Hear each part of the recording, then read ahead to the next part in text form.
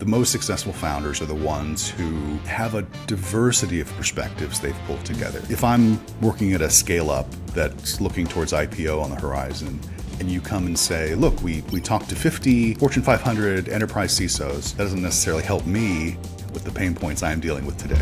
It's interesting because, internally at Primary, we talk about this concept of good founders being learning machines, which is intaking feedback and actioning that feedback extremely quickly and leveling up as a result of that iterative process. And along those lines, I think early stage founders should expect flexible deals. So if you talk in business language, that's where you're going to get my attention. It could be this measurably reduces risk by this amount. It could be a relative number. That's something I can use to talk to my peers in leadership. And I'll just end on the note that don't sell me features, sell me fewer sleepless nights. I think at the end of the day, that's what the company looks to us to do as CISOs, is to make sure that what keeps you up at night, we always have to have that answer ready to go. So help me answer that question. Hi, everyone. It's great to be here with Terry. Just as a refresher for the audience, I'm Tobias. I'm a principal investor on the team at Primary Venture Partners here in New York. I lead the cybersecurity investing that we do at the firm. And this is a video series that we do focused on the questions around how to sell into CISOs and how to speak effectively to and reach CISOs from an early stage founder perspective of cybersecurity founders. So I'm really excited to be here with Terry. I know he's going to have a ton of interesting insights and thoughts on this topic. But to get things started, Terry, why don't you quickly introduce yourself and walk through your career, your experiences, and then we'll dive in. Yeah, thanks for having me on the show, Tobias. I guess I'll say I've been a CISO for the past 6 years or so. But I started my career in infrastructure and platform engineering before moving into security leadership and then ultimately into CISO roles. And I think that journey gave me a unique view of how security decisions actually get made, because I've been on the engineering side dealing with broken tools, and I've been on the executive side trying to justify security spending to the board. So for founders, I think that means my superpower is I can tell you what works, what falls flat, and really how to frame your solution so that it actually lands with a CISO without getting lost in the noise. And frankly, sometimes it's less about making sure that the CISO is your champion as much as it is someone on the security engineering team, one of my directs, is the champion and is convincing me that this is the tool I really need. A lot to go into just from that introduction. Why don't we talk about stories to start things off? And in particular, I would love to hear an example that comes to mind around, a founder in a company where the positioning was really, really good and felt different to you and felt compelling to you, because there's so many pitches you get that finding things that kind of rise above the noise and really stand out is quite difficult. So let's talk about an example of one that did stand out. And without going into kind of necessarily what the specific business is, what about the pitch and what about the message resonated? I think a lot of it starts with empathy. I think if the founders come to the table with a very clear understanding of the problem space, and they have a lot of empathy for the pain that we're feeling on the security side of the house, that goes a long way. Frankly, evaluating the solutions, sometimes that's, again, less about my perspective and more about how my team, who's going to be hands-on with the solution every day, how they feel about it. But if you come to the table and you have a very clear understanding of the problem space, sort of the lived pain that we are dealing with, especially in the CISO role, sort of caught between the rock and a hard place of the tech stack and the business, the execs, legal concerns, regulatory concerns, how do I present the ROI for this to the board? That's really helpful. So maybe to take this may surprise some people, but one of the most impactful things I have bought at the last few places I've worked has been a trust portal. I was at Salesforce during some of their explosive growth years. And, when Salesforce was the first SaaS company that sold to a lot of traditional enterprises back in 2014, 2016. And to their credit, the way they landed those big deals was to do what was common practice then, was to sign away the right to audit. And that made a lot of sense. But when I joined Salesforce to help build out the security risk program and security assurance, that bill was coming due. And we sort of had a fork in the road. I could either build a big team of analysts or even kind of customer support, PMO kind of people, and we could just meet and greet those auditors from large enterprises as they came through every week. But I'm an engineer. I didn't really want to do that. I didn't want to run a team of CS and PMO folks. So I proposed, hey, why don't we just lean into this? And I'm going to build a program already to assess our third-party risk. We need to understand the security of our data centers, our BPOs, things like that. Why don't we just get ridiculously transparent about that? Not just the data itself, but how we're assessing it. And sometimes vendors will fail and we'll rotate off of them. Let's show that to a few of these large enterprises and see what they say. Thankfully, it worked and I didn't get fired right away. And of course, they realized, do we want 24/7, 365 coverage of how our vendor is assessing their third-party risk? Of course, we would prefer that than sending a junior auditor once a week. So that really made an impression on me early on. And that was right after I sort of transitioned from production engineering into thinking of myself as a security professional. And every place I've worked since, if you type trust.nameofcompanyterryworked.com, you're going to find a trust portal, because I realized we can do amazing technical work, and that's good. But frankly, I can build an amazing AppSec program and no one cares unless I have a way to actually show that to our customers, to make it a business driver. So sorry for the people who are disappointed that I didn't call out, an amazing SAST or DAST tool that I've purchased. But frankly, I don't want to hire smart technical security engineers and turn them into spreadsheet jockeys who are just filling out spreadsheets and mailing it back and forth. So one of the first things I always buy is some sort of way to push that information to the left, get it proactively in front of our customers. And often I found that aligns me better with the business and gives me the opportunity to talk with our product team, for example, and say, hey, we've got all this amazing data. Can we pull that forward? Can we make it a competitive advantage? Can we push this to our customers? And then sometimes that also helps me in cases of the deeply technical problems, when there's a log4j or an XZUtils kind of a situation. I try to make it proactive so that either our customers are pulling information from the trust portal, or wherever I can, I get them to sign up so that I can automatically push information out to them that says, hey, I know you're going to mail us with a big list of questions about where we're impacted by log4j and where and blah, blah, blah. Don't worry. Here's all the information you need. Super helpful, and a really great example. I am sure that in your evaluations of like TPRM and trust-related tools at all the companies that you've been at, there have been a bunch of different vendors that you've looked at, right? Security is unique in a sense because of how defined a lot of the subcategories within security are, and as a result, how many solutions exist within the same subcategory that may or may not have like a ton of differentiation, at least at face value. And so when you think about, let's just use this as an example, TPRM solutions you've evaluated, trust-related solutions that you've evaluated, what ends up like sticking out, when you hear pitches? Like who has caught your attention in a category where there's a bunch of tools that look kind of similar? A couple things. First of all, it has to solve pain today. Going back to what I said earlier about, you have to understand the pain points I'm feeling. And I think the most successful founders are the ones who have a diversity of perspectives they've pulled together.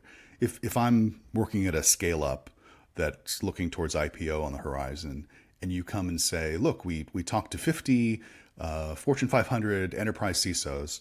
Hey, I think that's great, and I'm happy for you, but that doesn't necessarily help me with the pain points I'm dealing with today. So you have to come and not give me some sort of promise that in the future everything will be better. Or, for example, I love this one. Don't worry, we'll just in the age of AI and LLMs, we'll just pull in all your design docs. And I hate to say it, but I'm like, guys, I don't know that we have the best design docs or architectural docs. It's probably in some staff engineer or architect's head. That doesn't help me today. Well, how are you going to meet where we are today? How are you going to integrate into the workflows I use today? If connectors and integrations are important, but it's less about making sure you integrate with Jira and my other tools. It's more about making sure that you're not adding a hop, right? You're really streamlining the process so that when one of my engineers wakes up and opens up their laptop and wants to get to work, I don't want them to have to go to your tool and pull information that's useful in some cases, like an investigation into an event or an incident. But I want you to be forward thinking, and I want you to use the tools and the workflows where the work is happening. If the work is happening in Slack, if that's really the first thing where I'm logging in, then don't send me a bunch of emails. Understand that you need to meet where I am and where my team is doing the work. Similarly, tech, I'm an engineer. I love tech features. I could nerd out all day over them, but that's not my job anymore. My job is to articulate business risk.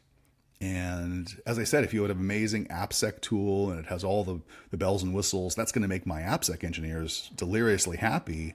But at the end of the day, I have to go and justify why I need more budget, why we need to expand, why this tool is more important to buy rather than tool XYZ because it gives us more features. It's not about the features. It's about what do I do with them? How does it, can I do more work with less people? Can I reduce the signal to noise ratio? Can I find ways to respond to incidents faster and in a more comprehensive way? That's the way that's how I want to hear how you're going to help me. So one thing that you've brought up a couple of times already is this idea that you're not the sole decision maker. And in many cases, you may not even be the primary decision maker. You may hold the checkbook, but you might actually rely on one of your deputies or lieutenants to help you make a decision or even to make the decision. And so how should founders think about that dynamic? Like founders kind of have to sell to different stakeholders within the organization. And like, what have you seen work in terms of navigating that and sort of building the right champions to push a sale over the line?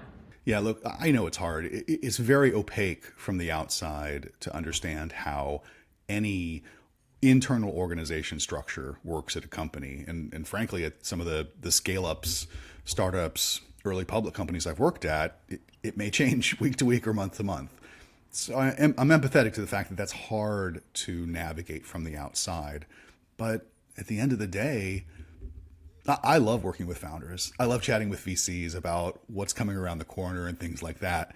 But sometimes I think my teams are a little annoyed with the fact that, oh, here comes Terry with another amazing idea for a tool.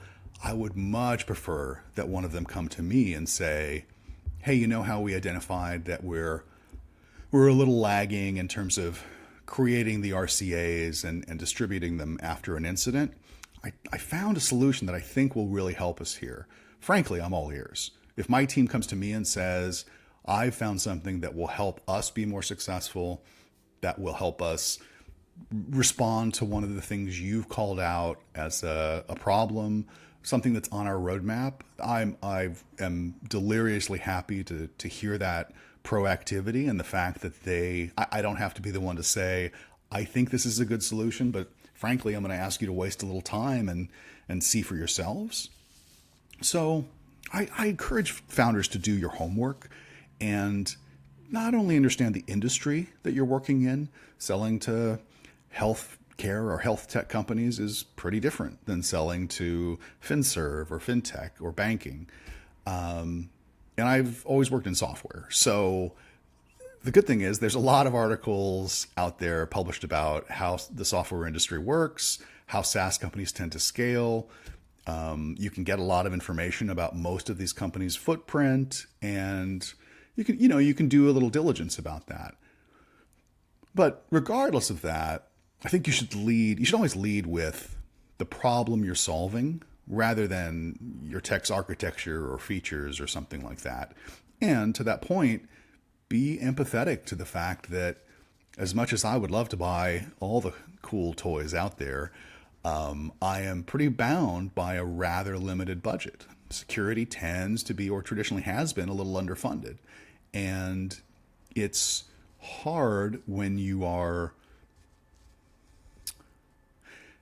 I think it's challenging when founders want to solve the next problem, but I'm sitting on a mountain of tech debt. And tech debt is not a bad thing per se. It's just a balance of we want to move fast. We're willing to accrue this debt for now so that we can go fast, beat our competitors to market, land these big customers, what have you. And again, I think a lot of that is publicly available information or available with a little research. So going back to the budget piece, I need to know whether you are replacing something, you're augmenting something, you're coming at a problem from a different angle that might help me replace two tools. But I need to know that up front. And I don't want to have to ask those questions. Because then I feel like it turns into, like I'm shooting down your ideas. But if you don't come up forward and say, hey, this is not replacing your seam, but this will help you with your ingest problem. Great. Now I know what we're talking about. And maybe I have that problem, maybe I don't, but we're not wasting each other's time. There's a few great sort of themes and I think insights to pull out of that. The first is it can be even more powerful to get kind of like a director level champion than a CISO champion. And the CISOs rely heavily on the input and the recommendations of directors who are working on their teams. Another one is starting with the problem in your pitch. And this is something I see all the time, especially from very like technical product minded founders, is focusing too much on the solution, which it sounds counterintuitive that would be a bad thing. But the context of what problem you're solving and what market you're going after is so important, both from like an investor perspective and from a customer and buyer perspective. So great sort of themes and insights there, I think, from that answer.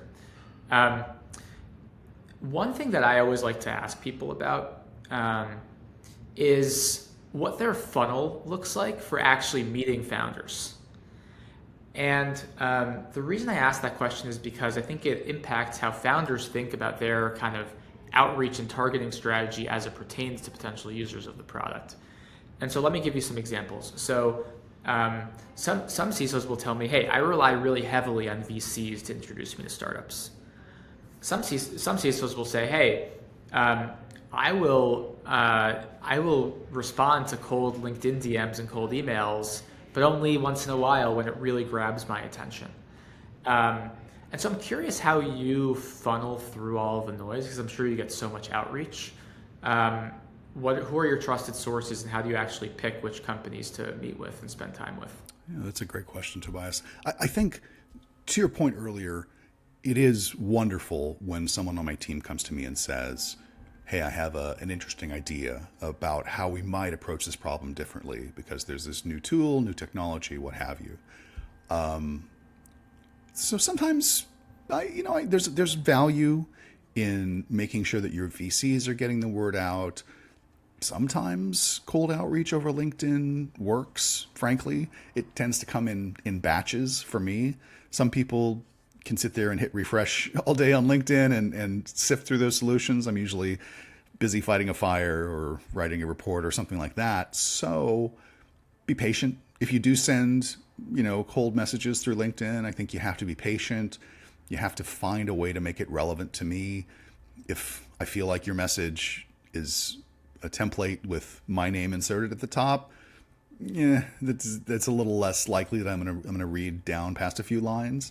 But frankly, I'm a vain person, probably like most of us. And when someone says, "Hey, I listened to that podcast you did with Tobias, and I really like the fact that you called out talking to the directors," well, thank you. And now I'm listening. But I've also got this sense that you took a minute to maybe understand how I think, what the challenges are of my business, how I make decisions, etc.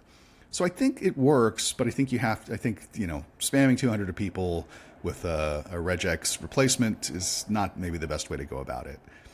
That said, there are ways to get to my team in a way that I think are frankly very low cost. If you're not taking advantage of your local groups, there's a lot of local technical groups. It could be OWASP, it could be ISC2, it could be there's various risk groups, there's ISACA, there's a lot of local groups. And if you're not taking advantage of those, why not? I mean, for the cost of a plane ticket, most of those groups are hungry for sponsors and speakers, and you kind of have a captive audience because you're not competing, on the floor of RSA or Black Hat with 2,000 other vendors. Welcome to the August session of the local OWASP meeting sponsored by vendor name. That gives you a lot. And then I may not be there, frankly, but there's a good chance that my team is. So pick your battles, right? If you're an AppSec vendor, maybe don't go to ISACA, maybe go to OWASP instead. If you're doing a third-party risk solution, it's probably the reverse. But I think that works much better than paying some of these outrageous fees at a convention when you're not ready. Of course, when you think you're going to take advantage of that sort of foot traffic and be able to turn a good percentage of those into contacts and some percentage of those converts to sales, right on, go for it. That's why they exist. But don't do that too early because you're gonna frustrate yourself, and I just don't think you're going to get the results you need. Yeah, understood. It's interesting. We have seen firsthand with some portfolio companies the power of in-person in this industry. And that's relevant for exactly the kinds of get-togethers that you were just talking about, technical get-togethers, smaller kind of group get-togethers. But we've also seen it with sort of these executive level CISO dinners and events and things like that that have been really good channels for people to actually get in front of folks who could use or buy their solution. And part of it is just because it's such a trust dependent industry where relationships really matter. And so we've seen that pay big dividends. Yeah, I think that's, and going back to something you said about, the deck, honestly, I think, death by slide deck doesn't work. I think,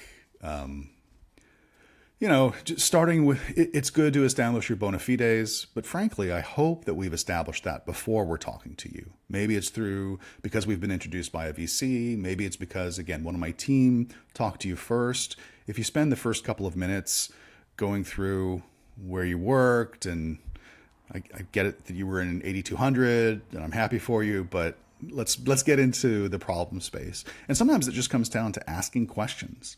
I remember I was meeting with a really smart vendor that was coming up with a novel solution for basically to mitigate web application attacks. And it took them a while to get to the point where I understood and frankly cared what they were talking about. So I just suggested to them, why don't you just ask a question to start? How do you measure the effectiveness of your WAF? Because I frankly don't know. It tends to be kind of binary, like I have one or I don't. I don't tend to measure it very well. And if I don't know, I bet a lot of people out there don't know either. So sometimes, again, and I know I said earlier, start with the problem, but sometimes it's even just starting with a question. How do you do X in your environment? Because I may have an answer and that'll help you fine tune how you're going to talk to me. I may not have a good answer, and that gives you an opportunity to fill in the blanks. I love that recommendation. I mean, I think good questions often point to a problem. And so they probably are two sides of the same coin to an extent. But I think another really good part of that recommendation around focusing on a question is you get the other person talking. And in customer discovery, you learn when you hear, and when you listen, not when you talk, you know? And so it's always better to get the other person talking for sure. So I love that recommendation.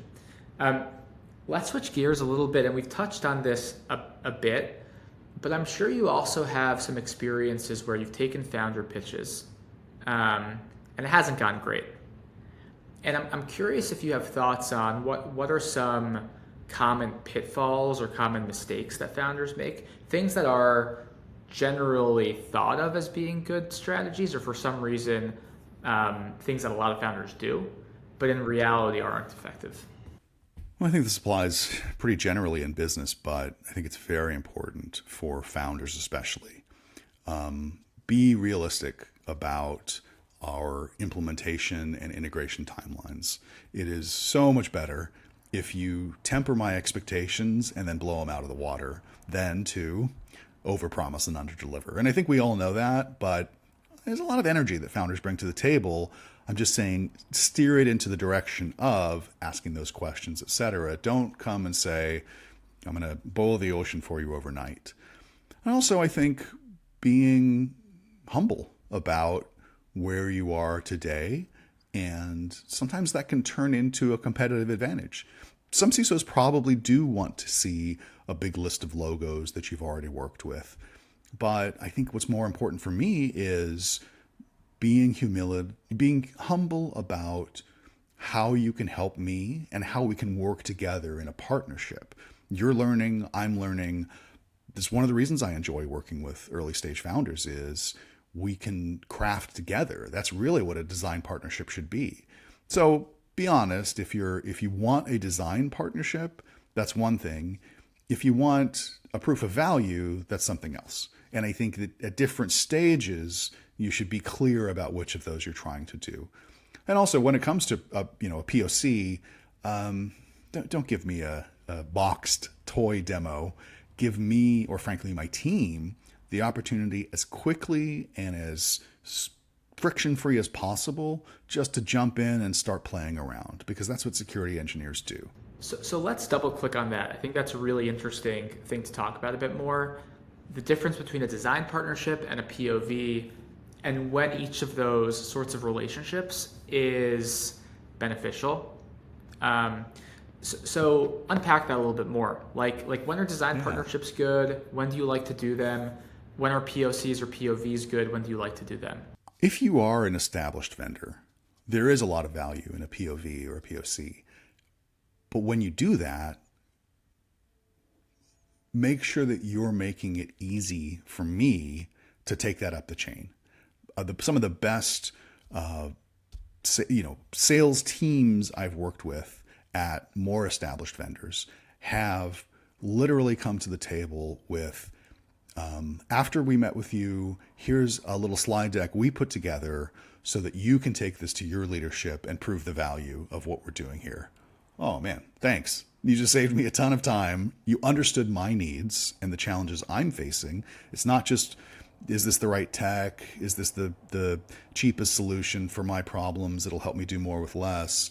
Help me with the business problem I have to solve. I tend to run very technical teams, but at the end of the day, it's my job to translate those technical risks into business risks. So I can go up the chain and I can say, yeah, we do need more money for this better CSPM tool, but here's why, and here's what it gives us, and here's how we can turn that into a better story we can tell our customers.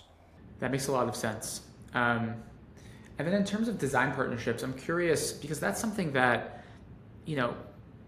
founders who are building seed stage or even Series A stage companies, like they talk about design partnerships all the time. And often the sort of evidence of demand for their product will come in the form of, hey, we have X number of design partnerships. And I think the sort of realness of design partnerships sometimes gets exaggerated a little bit. But how do you like to think about and construct design partnerships? When are they useful? And what's the goal of them?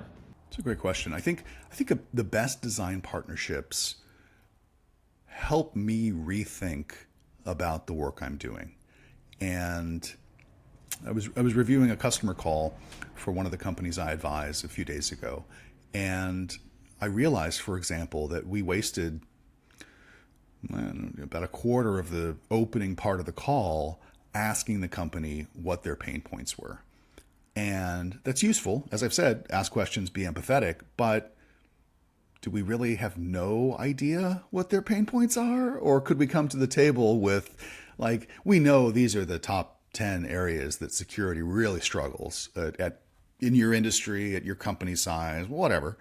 Help us stack rank these for you, right? You're getting off to the races faster. You're showing an understanding that, we're not just we're not just whiteboarding the problem as you explain it to us. You're coming to the table with something. You might even challenge me and make me think a little bit about, oh, that's interesting. Yeah, I hadn't thought of it that way, but I guess those two things are really part of the same problem. And then we're thinking together, you're giving me some perspective that maybe because you have another design partnership with maybe another company of my same size or in the same industry or what have you, you're not sharing any secrets, but you're proving that you can work with me, that you are not just absorbing everything I say and turning that into value for yourselves, but rather we are a partnership. We're working on this together. And sometimes the most successful ones I've seen have an amazing speed of absorbing that information, sometimes pivoting, but coming back to me and saying, we heard what you said, and we're going to do this slightly differently as a result. If I just feel like you're going down a checklist, that's not really a design partnership. That is probably more relevant for a POV or POC when you've got your motions in place, but there should be a back and forth. And again, you should really have very specific data for me on real reduction in risk, whatever that is, right? The incident response time goes down. There's a measurable way to show fraud losses reducing, something like that. That's very relevant for my business. And again, make it easy for me to go to my peers in engineering or to the legal team or what have you and say, hey, I think we have something here that'll really help us mitigate that problem. It's interesting because, internally at Primary, we talk about this concept of a learning machine, like really good founders being learning machines. And what that means is kind of exactly what you just described, which is like intaking feedback and actioning that feedback extremely quickly and like leveling up as a result of that iterative process, right?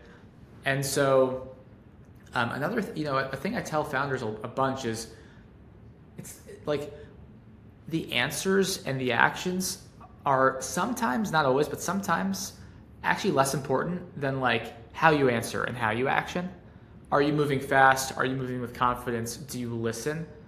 And it feels like a lot of those attributes are super relevant in the context of engaged, successful design partners as well, especially for early stage founders and early stage companies. Yeah, absolutely. And along those lines, I think early stage founders should expect flexible deals, right? Land small and expand. Don't try to sell me the solution to everything. If I wanted the solution to everything, I'd go to one of the big platform vendors. You're therein to drive a little wedge in my existing budget line items and say, hey, there's a better way to do this. And we've built the better mousetrap. Work with us on it. That's really effective. And along those lines, you have to think about, again, proving that value to me today, framing it in terms of risk reduction, because that's how I think. If you say we've got this amazing list of features, that's great. Again, and my team may go crazy for that. That doesn't necessarily help me. So if you talk in business language, at a certain point in the conversation, that's where you're going to get my attention. It could be, this saves 2 headcount worth of manual work. Oh, okay, now I'm listening because I have very little headcount and I got to figure out how to use it most effectively. This measurably reduces risk by this amount. It doesn't have to be an absolute number. It could be a relative number. That's still useful for me. That's something I can use to talk to my peers in leadership. Yeah, specifics are always more compelling than, jargon. Yeah.